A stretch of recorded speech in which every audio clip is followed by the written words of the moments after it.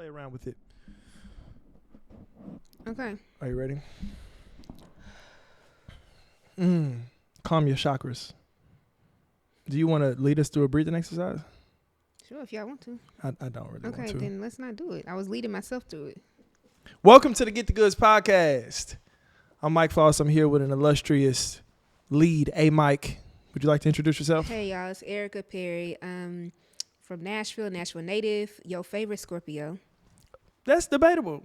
It's the I'm truth. your elder. Okay. Honor my word accordingly. Okay. It's a birthday pod.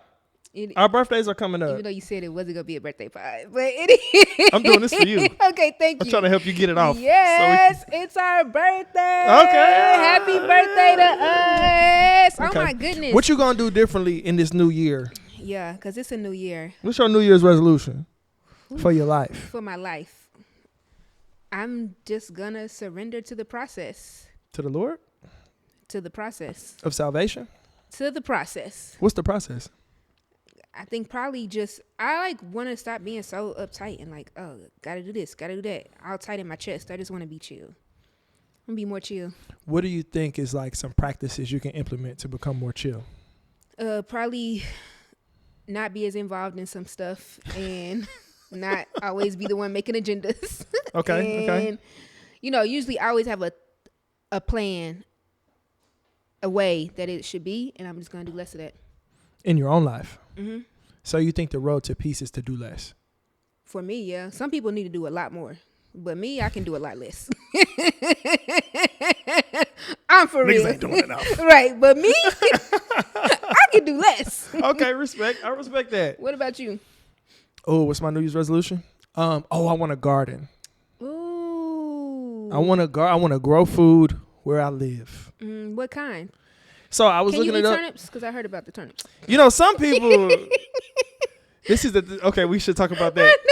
Okay, so we can talk about that in the praise report. Okay, yeah, we'll say that for later. Okay. But so I looked it up, and I was looking up what vegetables you can grow when it's getting colder outside in the fall and the winter, and it's any root vegetables. So turnips, potatoes, anything that grows underground. Sweet potatoes, or what's the other one? Yams. What do we grow here? Because it's different. Don't give me the line. I think it's sweet potatoes. But I will say this. Some people don't like root vegetables because they say once you pick them up, you disturb the ecosystem. But there's probably another place of science that says that it actually is good for the ecosystem. So I'd be curious. Cabbage. Mm-hmm. Yeah. Probably onions. Onions for sure. Ooh. That was my main thing. Is I definitely want to grow some onions. And garlic. Garlic too. Ginger. Mint. Basil. I don't know if mint is a root vegetable. Oh, my bad. I was just thinking about stuff you can grow easy. Yeah. Got excited. Slow down. My bad. All right, cool. Yeah. So we eating at your house? No. But I will bring in some of my harvest. Okay, share your harvest with us because that's you want overflow. I'm sharing my harvest. Come on, that's good. And more people need to share their harvest. Okay, and we are each other's harvest in business. Some would say that there's people who have destroyed ecosystems by not sharing harvest. No, literally, and are currently destroying ecosystems. Yeah, because they will not share their harvest and disturbing whole climates. We would call them white supremacy. That would be white supremacy and capitalism. And sometimes. And the people who work for them. Yeah, I'll leave it there. Yeah. All right. So we got into it quick. So we're going to revisit this because I want to learn more about your birthday celebration, or our birthday celebration. Or yours. But let's talk about the organization, what we've been up to. Man, we did a lot. What all did we do? We did oh, my goodness. The co-governance panel. Where'd you go? Yeah. So Southern Movement Committee, right? Yeah. Been out here for the last quarter. I feel like October has turned us every which way but loose. September did the same thing.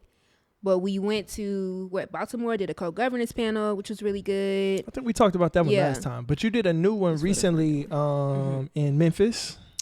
Oh my God, I forgot about that. Yeah. Okay, so co-governance panel. We did a co-governance panel in Baltimore with Councilwoman Porterfield, and you and I did it together.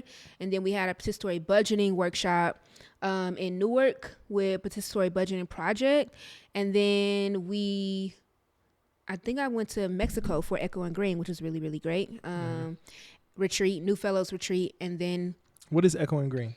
Echo and Green, it is a space for folks similarly situated who do types of things, different types of entrepreneurs to come together and just really grow together, learn together, things like that. And then what do we do after that? Okay, you're not putting enough juice on this. Echo and Green is worldwide, right? Oh my God, yeah, it is. Oh, yeah. Thank you for it. Yeah, let's get into that. Let's honor it accordingly. Okay, it's not a it's a big deal. Because I feel like it's so much, but yeah, oh my God, I met some amazing people. Yeah, from Kenya, Nambia, Peru. How many people are in this current fellowship? Is it like 20? I think. Okay, maybe 20. So about 20. Somebody else from Memphis also. How many people from the U.S.? I don't know. Just 2, right? No, from Tennessee it's 2. From Tennessee it's 2. But from the U.S. it's probably like 10, a handful, and the rest are from like different parts of the world. Like somebody from the UK. Trying to think. Someone from Asia, Asian country. Yeah, just like everywhere. Yeah, South fire. America. And what do this group of people, what do they have in common? Yeah, folks are really just trying to trying to change the world in different ways.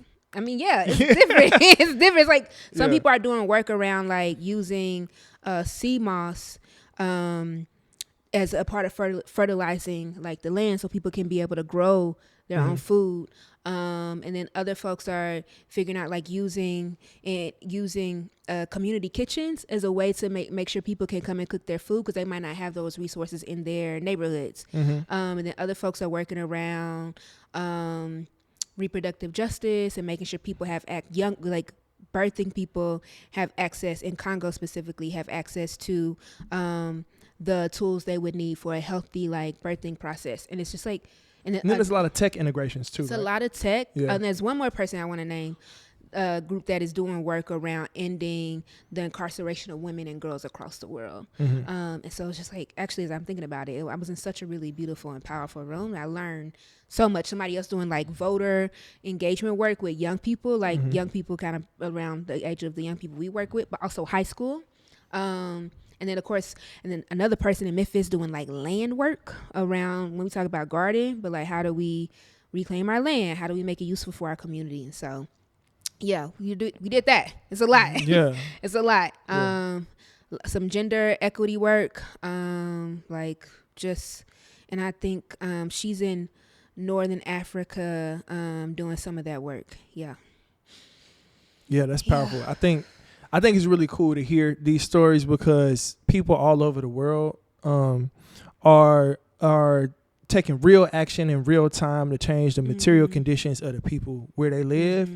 And I think that's really important to name that's happening globally because we're not in this thing by ourselves. Right. And you referred to Alice Walker on the last podcast or previous podcast about knowing that and how that helps us remember that we're not having a singular experience. Yeah, I think it's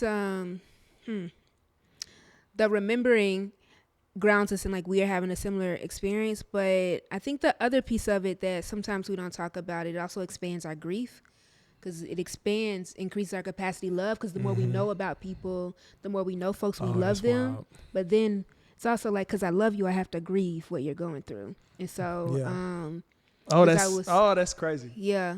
Yeah. There's a whole concept I'm seeing there where it's like the more people you love, the more likely it is you're going to get hurt.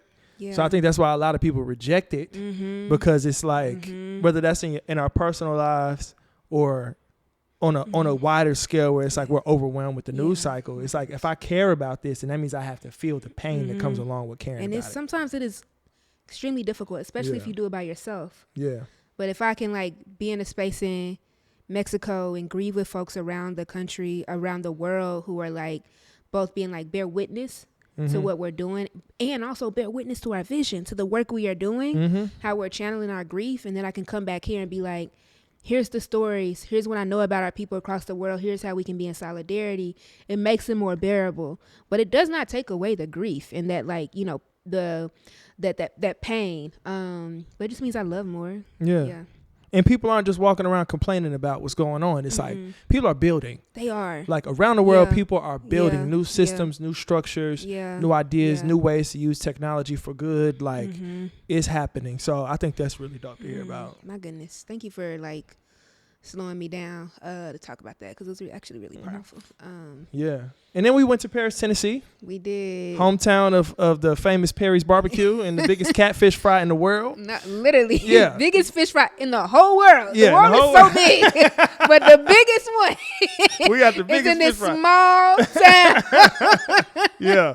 Where my whole family's from. And I was really happy to go out there to 3 churches came together. And I was happy to be able to go out there with you to be able to like evangelize participatory democracy and collective governance as like a prescription to what we can do to confront this current moment. Yeah, and I look forward to going back. It was really good to like talk to the people and hear about one, how connected our experiences are across the state, but also to be back in that church environment. You know, as somebody that grew up in the church and, you know, don't tell nobody, but maybe hasn't been in a while, is it's so familiar. Yeah. You know what I'm saying? That you acclimatize. Yeah. Word of the day. Okay. You acclimatize very quickly when you get back into the I felt there. it. Hey. It's like fire. Is it like fire? Shut up in your bones. Catch it. God is good. But I want to know, so like, and they cooked, like, you know, because anytime we gather, folks gonna have a spread. Like they was cooking. What did they have? I feel like they had, my grandma made pulled pork, green beans, and cabbage. I had chocolate chess pie. You did. Never heard of that in my life. They coming with the chocolate chess pie. I said, let me see what that Let me get some. Yeah. Of course, we having the sweet tea. Yeah, and some baked beans. Can't go nowhere without it. It was so much cabbage coleslaw. Was fire too, yeah. My grandma made the cabbage. Shout out to her. And my grandma introduced me, and it was so great. It's like my grandma who's known me through my becoming. Look, we know how people look. We walk in, you know, they got the posters, they got the classics. Barack Obama with Marcus Garvey, Martin Luther King. that's boom. Then you got Michelle Obama with Harriet Tubman, Sojourner Truth, Kamala Harris. And guess who on the bulletin board? Who on the board? Erica Perry, right there. Look, you made it. You made it, bro. I made it to the church You made it to the Black Hall of Fame, For bro. real, I did. Yeah. But I think, you know, one of the things I learned and that we've been talking about is just like how you might experience something in the city that is harsh, but it gets harsher, right? Yes. The more distance you get from the city, and it's like they spoke so much about healthcare and like and hospitals closing and like how that is impacting families. They spoke about jobs, being like we're losing jobs. Yeah. The housing crisis, it's hitting us, but it's also hitting, you know, rural parts of Tennessee as well. Yeah. And then even like education and like what is so wild is that so many people came out during this legislative session earlier this year saying they did not want school vouchers. They did not want to see the money that's supposed to go to traditional public schools go to private institutions. And that was across Tennessee. And those elected officials, many of them voted against those people that we're talking about in Paris, Tennessee, right? In rural parts of the state. And so just to have to sit with both that like frustration and hurt and then be like, okay, here's the work we're going to do about it was I think really powerful, but also left me with some things is like how do we make sure we're weaving those things inside of our work and expanding like our organizing? For sure. And it's important too, because I feel like these are cousins up the street. You know what I mean? It's like, and we have so much to learn from each other, like in the metropolitan areas and in the rural areas, there's a lot that we can share. And it just also makes me like really appreciate the gathering of Black people. And one of the biggest gatherings of Black people that happens all year, you know what I'm saying, at the TSU homecoming. So we was in the parade, you know, our youth assembly did the parade float, second place in the float competition. Second place. It was a lot of floats in the it was our TSU first parade. float. Right. We got second place. Second place. I'm saying. Shout out to the arts and culture team. As Khadijah would put it, first runner-up. Not for real. No, that's real. First runner-up. Let's say it right. Let's say it right. No, that's real. But yeah, that was really great. They gave speeches. We had a float that was dedicated to the work of the Freedom Riders in 1961 and how the national student-led movement ended segregation here in Tennessee. And I think a big thing that was powerful for me to see is like you got young boys standing up and honoring the work of people like Novella Page, and oftentimes we don't see, we don't hear about Novella Page, and we don't see like our young men like honoring the work of the women that really were pivotal in the movement. 'Cause they're not like given that opportunity, and it's like y'all did a really great job of making sure they were aware and could articulate it and talk about it. And they were so powerful, like in how they talked about, Novella Page, Diane Nash, and so many other folks like Ruby Sales, like just really, really powerful work. That was probably my favorite part of the parade, and I just want to see us to continue their work, because they study Student Nonviolent Coordinating Committee, they study Fannie Lou Hamer, and to be able to get there and talk about it was really amazing to watch. And shout out to JC for working with them on the speeches. Literally, we got JC in here, we got Eugene in here. Look, it's happening today. It's happening today, and we got a board. Ooh, we got a team. Look, we got a team. Look, it's coming together. We got a team. Shout out to the whole team. We got a nice squad on staff. Look. We had to grow the team. We did. And the team grew. And did. And look, the other thing that's dope is that we got new member leaders. After each campaign, we onboard new member leaders. So the flight crew got, how many, like most of them, but one came from the men's circle, didn't it? The men's circle is a highly efficient program over here at the Southern Movement Committee. Yeah. So what, we was like 5 out of the men's circle? I think it's 4. 4 and then one extra one. So like a part of base building has to include leadership development and being like, bringing members on to be able to then lead the work. And so I'm proud of that work. And then we also had a student-led PMA on Saturday. What you think about that? I think it was great. We got to the co-governance team. Shout out to Dr. Hildreth, the first director of the Office of Youth Safety that the young people had an opportunity to interview, and they selected Dr. Hildreth as the person they wanted to hire, and that's who got hired. Dr. Hildreth came and spoke to her bosses. Right, that's what she said. She was like, I got to talk to my bosses. Yeah, and really talk to them about the current updates and the status of where we are with the Office of Youth Safety. The young people got to come together, have some really principal struggle for real around what the programmatic work of the Office of Youth Safety can look like in even greater detail. And like their governance structure. Yeah. Y'all, that was like one of the most amazing things to watch. I was like, oh, I'm literally watching history and like power moving in a space. They're like, yo, this is what I think it should be. And they're engaging in like healthy debate. Yeah. Like for real. Like we seeing them pop up, oh, but I think this, and I think this. And like they're having real reasoning. Yeah. And one of the things that they were trying to determine was how large the Youth Advisory Board should be to hold the Office of Youth Safety accountable. Because we believe that the people most affected by the issue also have the solution. So their Youth Advisory Board is going to have to be citywide. So they're trying to come up with like, how do we select the Youth Advisory Board? How should it be voted? Should it be by the clusters? Should it be by schools? Should it be by sides of town? And people are having to stand up for real. For their groups. Right. They like, our group, their group's rationale. They made a decision in their group, and then they're like, okay, this is what we're pushing. And we got to talk to the whole group about it. That's governance. That is. And then the other thing that I thought they added, the question, they were doing like a spectrum exercise question. There was a question around like, is it a week? Was the question around like, if you had 1 week, would you rather spend it with the question. Go ahead. You probably the question. One of the questions was, if you had 1 week, would you rather spend it canvassing, knocking doors, and getting out to the people, or would you spend that week with elected officials to try to change legislation? Yeah.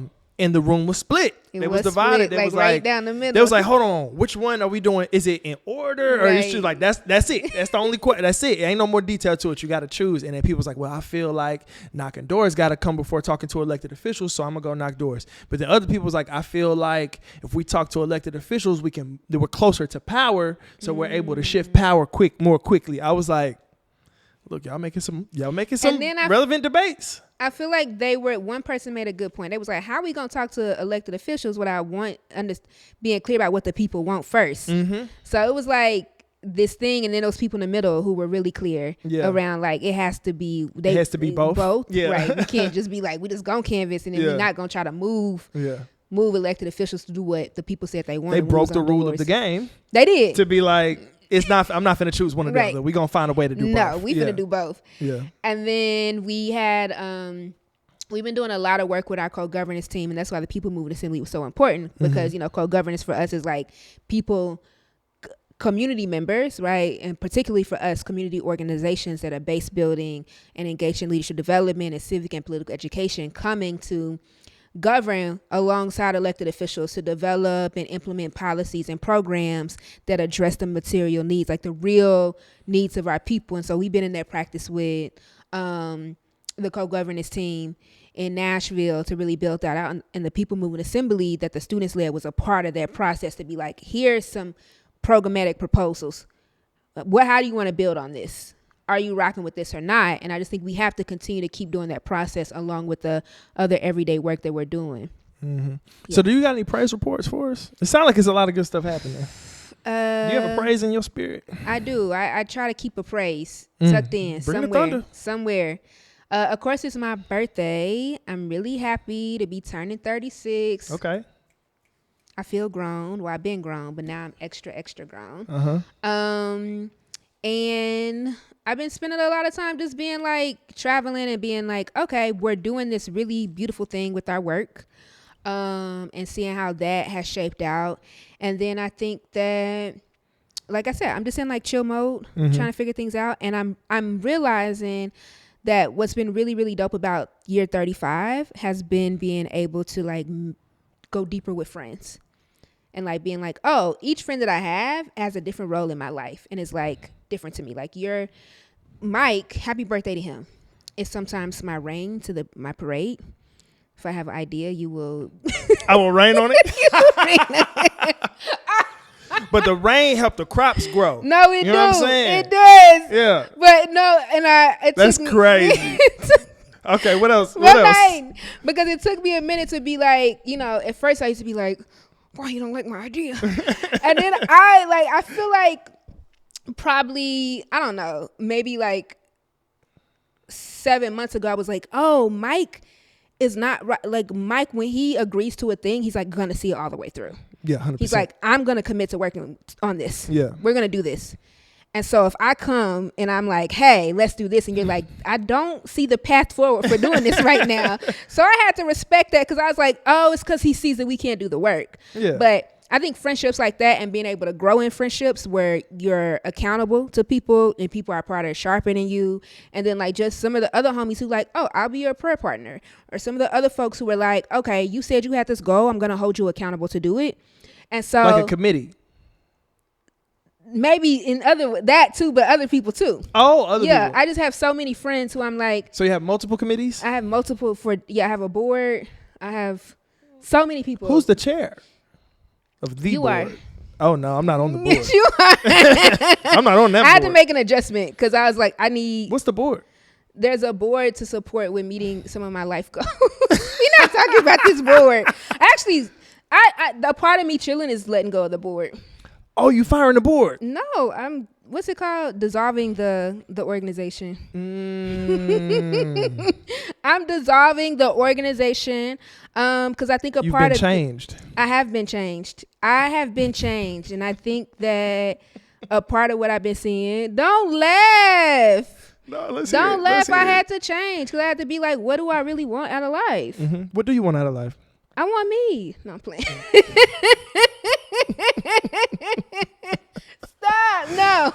I have so many answers now. No, tell me the answer. We figured it out. What's the answer? We got it. I know. It's we so finally crazy. got it. That is the thing. Whoo, Lord. We're going to talk about this later. But yes. Okay. Okay, because I feel like I have been changed. Do you have some songs you want to share or something? No, I feel like... You had a list of songs. I didn't have a list of songs. Oh, okay. I don't have a list of songs. I didn't have songs. Okay. I don't have songs. What the board say. But you're so funny. Okay, so the other thing I do want to shout out is Leon Thomas is going to be here on next Friday. So holla at me, y'all, for my birthday gifts. Erica needs tickets. I do. I tried to get you some. Didn't work. Are they sold out? Yeah, no, they sold out. Y'all, it's so wild because I wait to the last minute and I'm like, even if you would have been first, they was why gone. did Leon Thomas go so quick? You answered your own question. Yeah. Yo, I didn't know he's popular. Yes. Yes. Oh my gosh. And he just dropped again. I know, and I can't even listen to the new album because I'm too obsessed with the last album. And I'm like, I can't add another thing to be obsessed about. Yeah. So Leon Thomas, he did. But if other people are around and want to support me, we're putting out a call. Hit me up. I just need like one ticket. Wait. Okay. All right. We're just gonna push ahead. This better be posted too, because I need a ticket. Do you wanna talk about where you wanna go? Let's see. Yeah. So we're turning 36. Okay. Well, yeah. Are we? I am turning 36. I'm your elder. I'm turning 36 in a few days. Okay.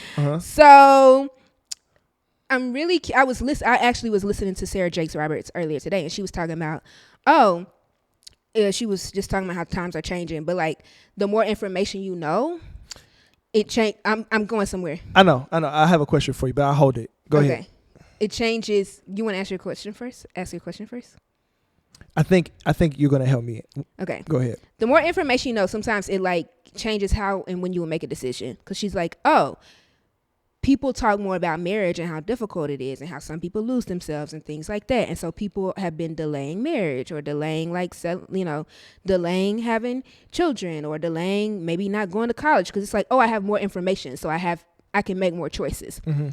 And so I'm curious though, with like all of we have quite a bit of data now. I think I have more data now at 36 than I did at like 26. On like what it takes to be in a relationship, what it means to be married. And so I'm curious for you, what makes people want to like couple up and, be partners or get married? Oh, okay. I thought you were going somewhere else. What would you say for yourself? Or ask me a question again. Let's be specific because I don't want to generalize. We say make our statements.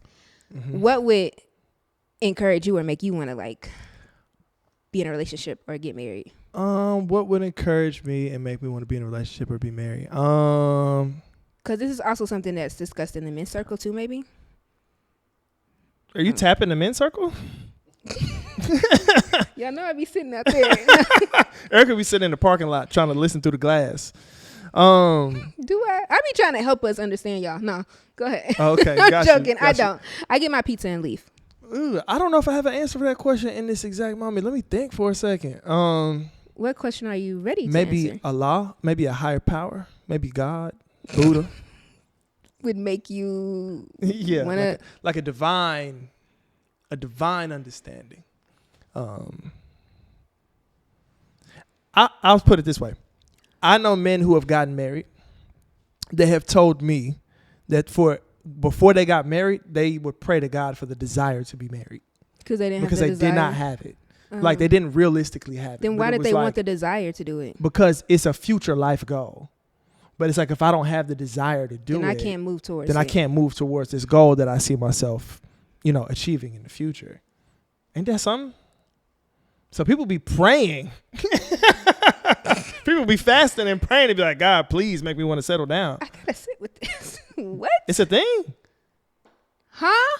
No, I'm telling you the truth. Well, why want to get married then if you don't even Because desire? in the future, they might be like, I know I want to be married when I'm 50. You know what I'm saying? But how am I going to be married at 50 if I don't never start working on it? You know what I'm saying? Oh, God.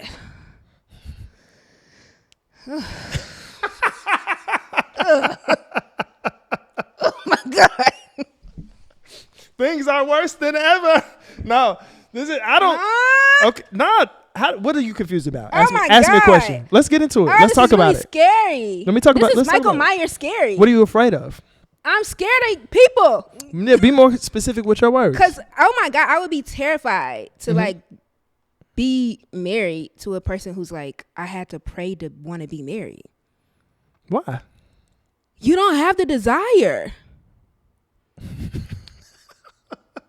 Right. No. Is there anything that you want to achieve in your life that you don't have the desire, also known as the discipline to do? What does desire mean? Like, I feel like desire comes from like, I desire things I'm not supposed to desire all the time. Like, I really want some chicken wings from Germantown Pub. Right. Like, I can see them. I want them really bad. God, give me the desire to be vegan. Just help me find a way to like really like. I have a desire to be vegan because I'm like But you always be looking but at the I always wings. want the chicken too. Sound like you answered your question. No, that's not it. I have a desire. Like I actually also like vegan food. Mm-hmm. I also want to be healthy. Mm-hmm. I also don't like eating animals. So my desire is also ground. It's like I have a true desire to. Sounds like you have some conflict though. Yeah, but like. And sometimes people want to pray their way through that conflict. So you talking about conflict because desire and that's different though. Being like I just wake up every day and I don't be like woody woody woo. I want a partner. Woody woody woo. Like what you mean? What you mean? I think if you really want something, I don't want to be with somebody. I think it is desire. I'm gonna push back on this. I think it is desire because if that's what you really desire, then you would focus on it and you would go that way. What you talking about? So I'm saying like let's say somebody say I really want to run a marathon, right? They're like, yeah, I got this goal. I always, I want to run a 10K. I think that's so cool. So why you? Hold on, let me finish what I'm saying. I really want to run a 10K. You know what I'm saying? I think it's cool. Man, that'd be a goal that I would really love to achieve in my life. And they don't never practice. They don't even get up and stretch in the morning. You know what I'm saying? They ain't walking half a mile talking about I want to run a 10K. And they're like, yo, if you really desire to run a 10K though, you would get up at 7 a.m. You go run 3 miles. You know what I'm saying? Or you would work your way up to that. And you would actually do the things that grant you what the goal is. Now apply the thing to the desire for marriage. Okay. If you really wanted to be married, what you would do is you wouldn't stay at home always, right? What you would do is you would go places where you have interest in things, right? Where people who share those common interests, if you want to be married to somebody you share a common interest with, you would go to those places and you would meet people and you would talk to people, right? And then even in going to those places, you would find a way to enjoy your interests, to be yourself in space with community and begin to put the energy out that you're looking to attract if you really had a desire, right? But sometimes we have to pray for the discipline in the real, because it's kind of like a posture thing. You know what I'm saying? It's like I'm gonna position myself to go this way. So that may be one example. There's other examples, but I'm sure. I think what you're talking about is discipline and commitment. Okay. That's separate from desire. Oh, okay. How so? That's why I feel like it's a little scary because what I'm hearing is that maybe this is what I'm hearing and maybe you can help me out. Mm-hmm. What I'm hearing is that, hey, there's a person who was like, when I'm 50, I want to be married, right? Mm-hmm. Not all the way clear why at 50 they want to be married. Like, is it because I don't know. I'm not saying that that's a hard number. But I'm just saying, whatever. I want to be married, but I actually don't want to be married right now. Like, is that what it is? Because that's what I'm hearing. Unsure. That's why. But are there? But people, this is my question for you. Because if you have desire without discipline or what was the other word you said? Discipline and what? Dedication, commitment. Discipline, dedication, and commitment. What is desire? Absent those things. It is just a longing, right? That you do not have the. So it's kind of like fictional. Tools and resources or skill or commitment to make possible. But what the reason why it kind of had me tight in my chest, because what I thought you were saying is that there are people who know by the time I'm 50, I need to be married. But right now, I actually don't want to be married, but I need to start doing the things. But I need to start. I want to be married. That's what I thought you were saying. Yeah, no, I am. So what they also may know is that it's going to be easier for me to try to get married now than for me to get married at 48. But I'm saying I don't know what the stats say. Okay, so you don't want to get married, right? It's something. So this is the thing, not you. But I'm saying you people don't want to get married, so they like, oh, I need to. I don't know. I'm gonna tell you what it sounds like to me. And I don't really agree with this, and I think it's really wrong and it's homophobic. But people who are like, oh, I want to not be gay no more, and it's like, but if you gay, you just gay. Oh, if you don't want to be married, you don't want to be married. Like, what you mean? That's why I'm like, no. I understand you now. Okay, I got you. Yeah. So is it like that?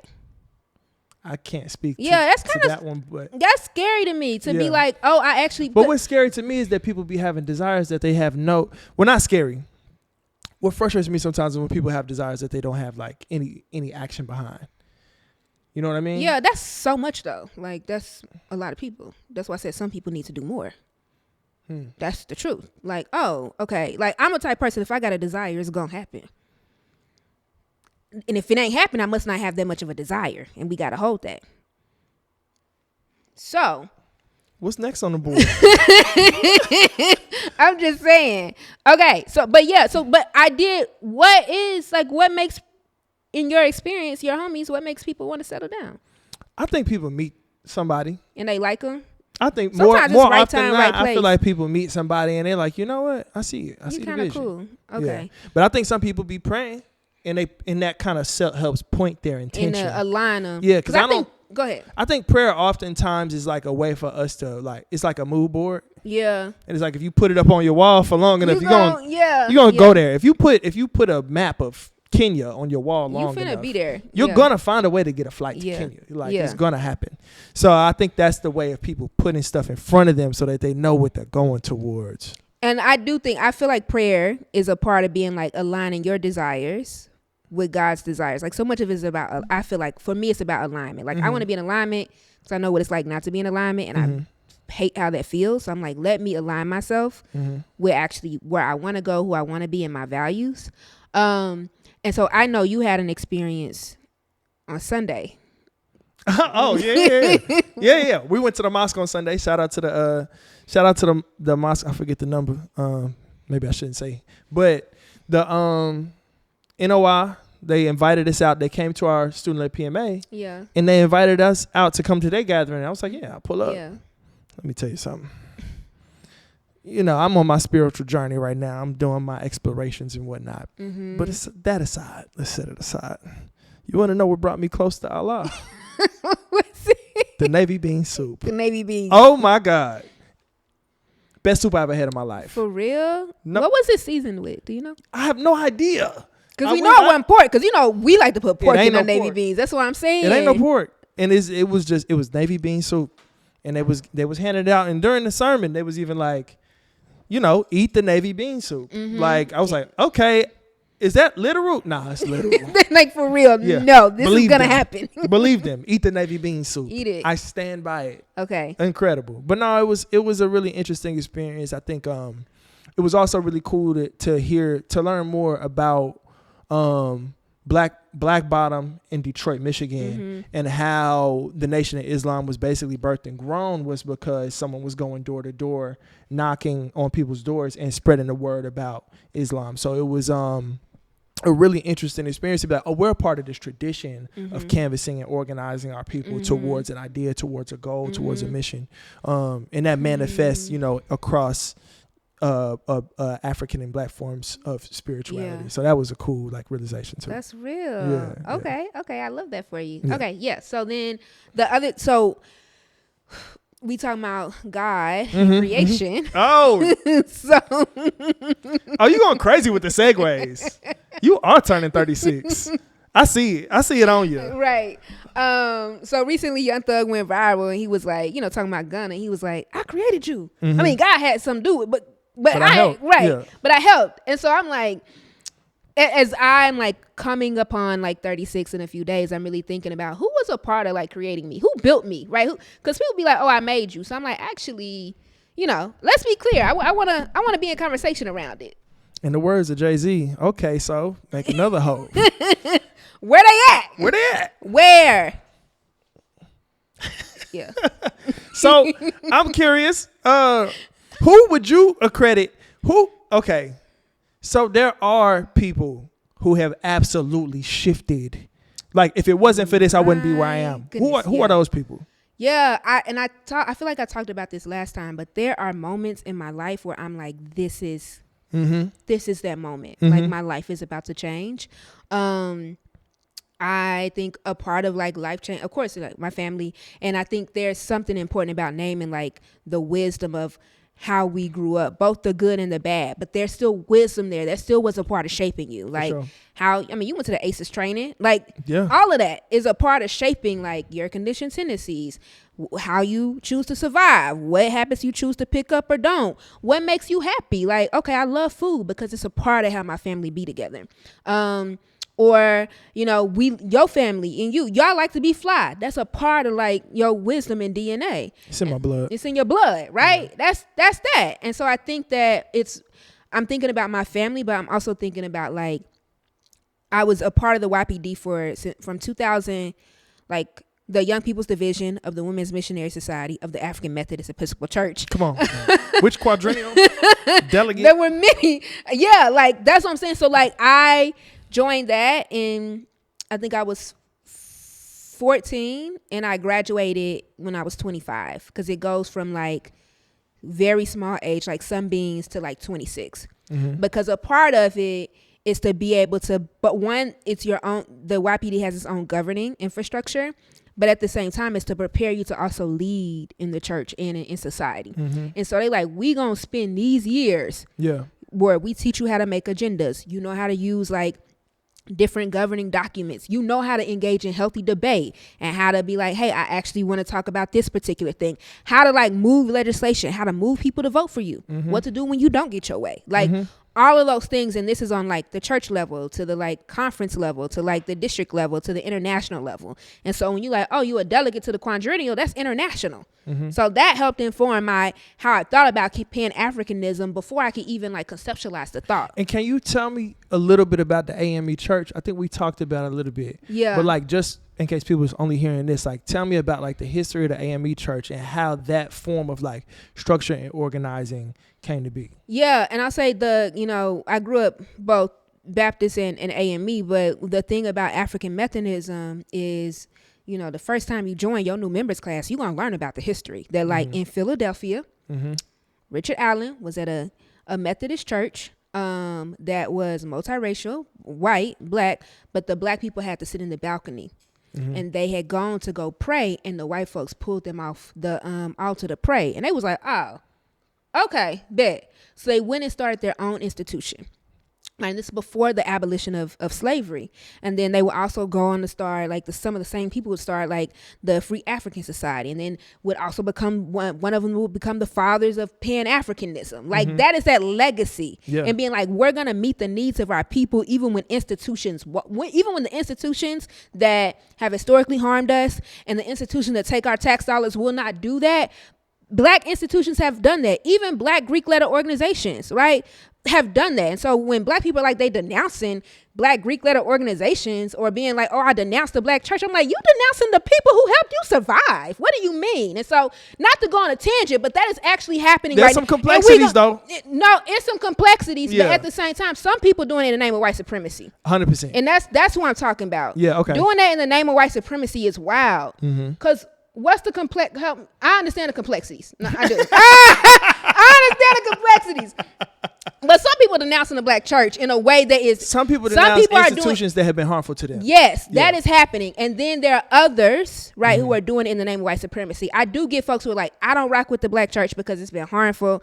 I don't rock with like Black Greek letter organizations because they've been harmful. I hear that and understand that. That's one conversation. Honor that, and let's be in conversation about how do we address that. Like, we got to get to the root causes of it, right? So that folks can be better, right? And I totally support that. And on the other side of that, you got people who are doing it in the name of white supremacy and lifting up, like, who perform for Trump, but you denouncing your organization is kind of wild to me. Like, how we gotta recognize that. Like, that's actively happening. But I said to say that African Methodism, right, and other historically Black institutions, even HBCUs, have been a part of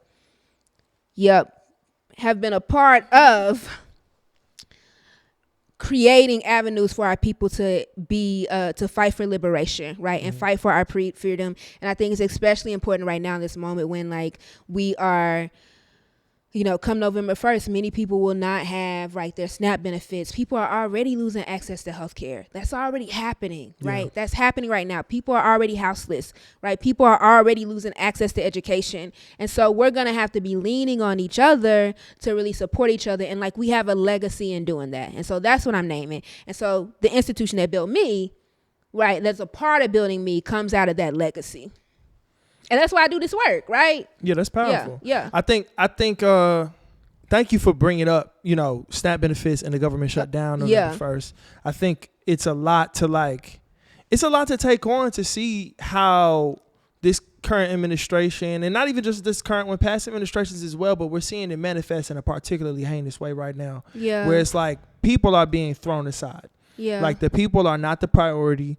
The people, what they need to survive is not the thing that's getting the most support. And I think we're going to have to be in a season where we really got to take care of each other. Yeah. We really have to figure out what can we do collectively to, like, help our folks get through really hard moments. But also we have to organize in order to shift policy, in order to make these changes so that this type of stuff doesn't become a revolving door and it doesn't get amplified either. Yeah. Because they talking about this man going for a third term. Right. And I'm like, we know that the level of harm is just going to continually cascade. And I think that one thing that's important is that Denzel says this often, but like, you know, right now we see far right, like in control of the federal government and the state government in Tennessee. And Denzel often says that, like, and when we see this like erosion of our deep erosion of the rights that we had, and like this fall into like fascism and authoritarianism. And Denzel, one of our members, often says that like Democrats paved the way for this, though, 100%. like through like budget decisions and how much they give to the police and ICE, and not getting rid of ICE when we could have, and like,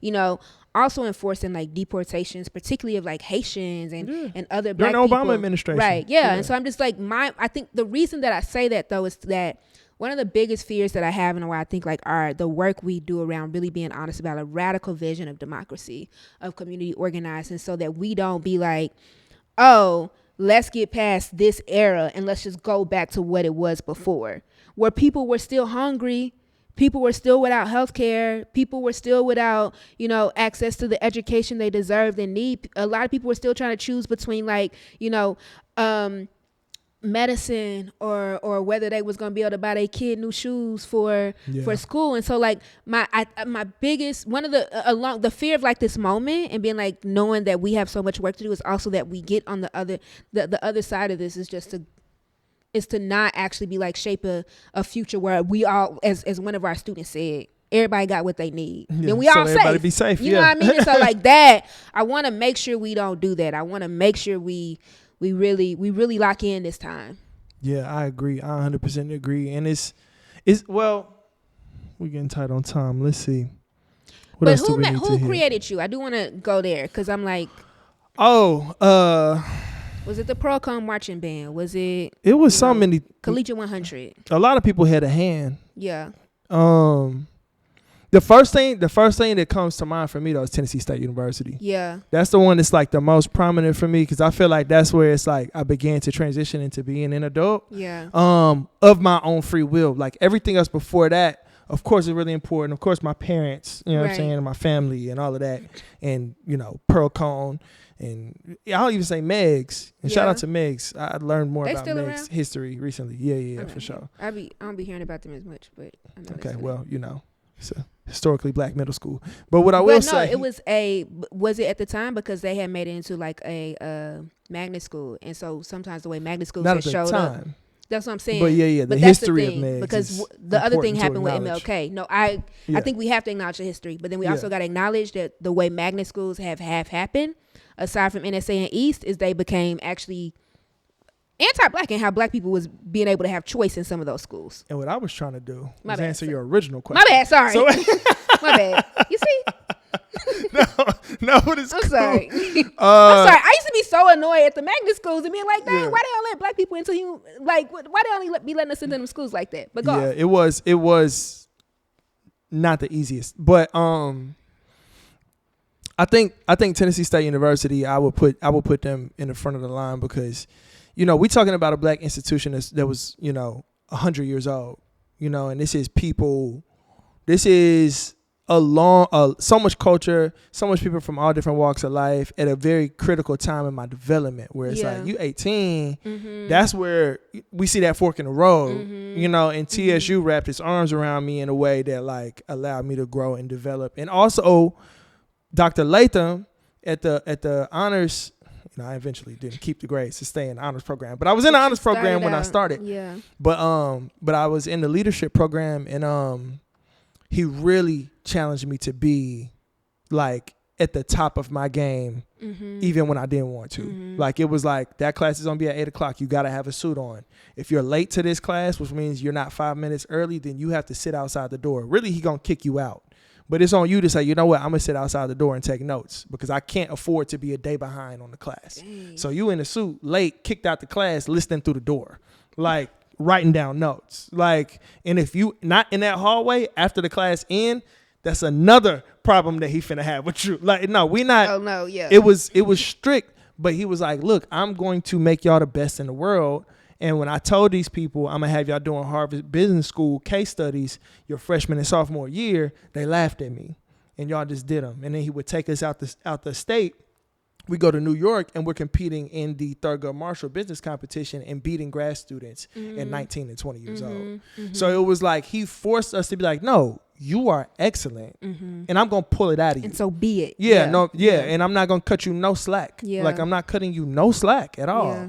But at the same time, I'm going to give you the guidance and what you need to step. Because sometimes you need that pressure to see what you can actually achieve. Sometimes you have to get a boulder off your chest to know how much you can lift. Right. For your own survival. So he kind of helped cultivate that. And I really honor and respect my favorite professor ever at TSU. Shout out Dr. Latham.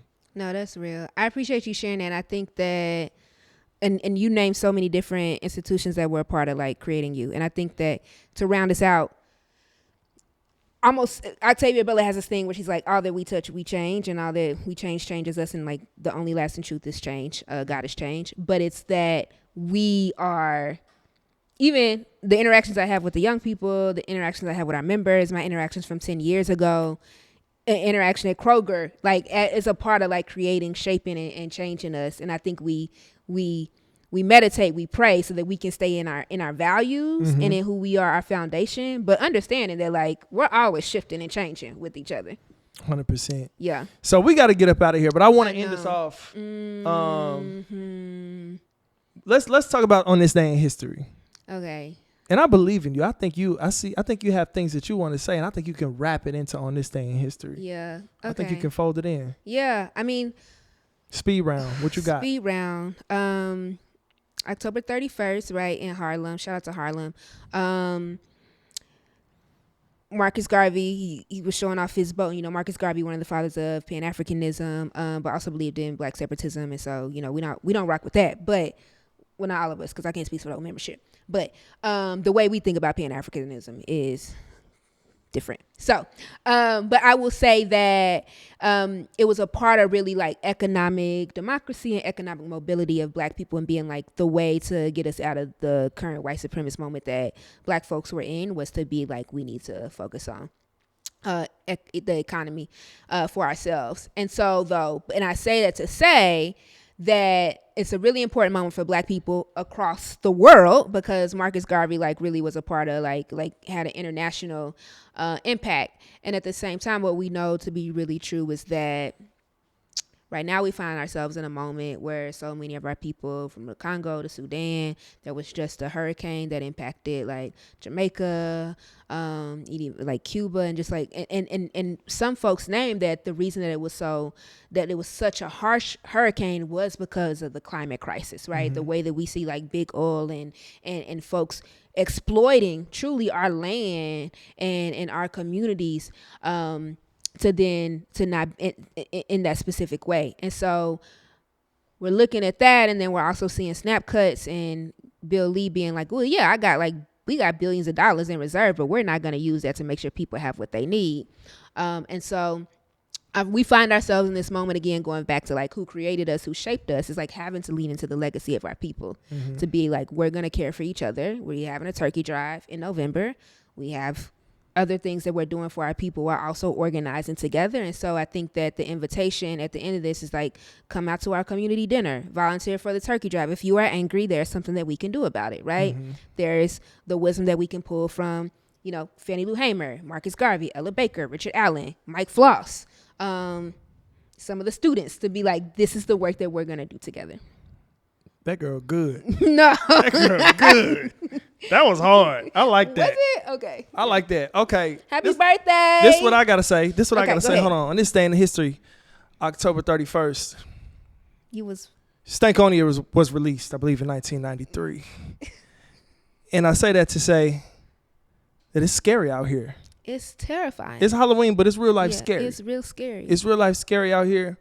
And, you know, Tyler the Creator and Kanye West are opposing timelines of the same nigga. Say more.